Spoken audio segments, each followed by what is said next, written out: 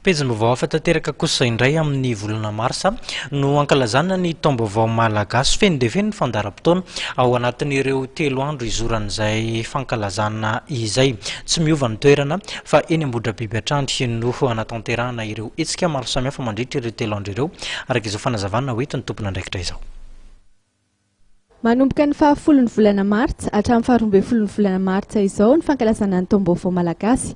Araka ny fanazavan'ireo mpikarakara ny hetsika dia natao ny fangatahana ary ankatoavin'ireo tompon'andraikitra ao amin'ny akademia malagasy ireo daty anatanterahana ny taom-baovao malagasy ireo. Miorina indrindra amin'ny hetsika voajanahary ny fankalazana ny taom-baovao malagasy satria miandry ny fiakaran'ny vokabary vao ho tanterahana izany. Mialohan'ny ankalazana azy moa dia misy fomba maro izay tanterahiny toy ny fandroana. Dia mikasy ilay daty indray zany dia raha tsy analala zany tato hoe misy an'ny professeur Raby izay rahantsika manomba ny fikaroana mety geografia amin'ny tsika malagasy.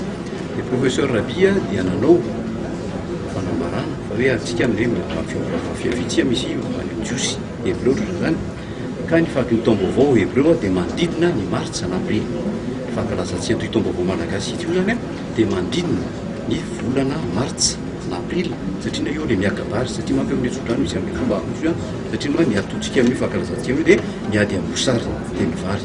Ny akademia malagasy nanao fanaberanarany Andriamatora Andrianarivelo Lucien sy Rainguesson Henri dia efa nanamafy efa nankatory zany zareo ao amin'ny akademia malagasy fa le daty ankalazantsika amin'ny tontolo zany manodidina volana martsa sy volana avril zareo hoe fanitsiny nisy fanitsiny zany ary azo anasa arakitana sy ambolona ohatran' zany keo ny fankalazana anazy io zany hoe misy base scientifique zany ny ankalazantsika anazy sy misy base climatique.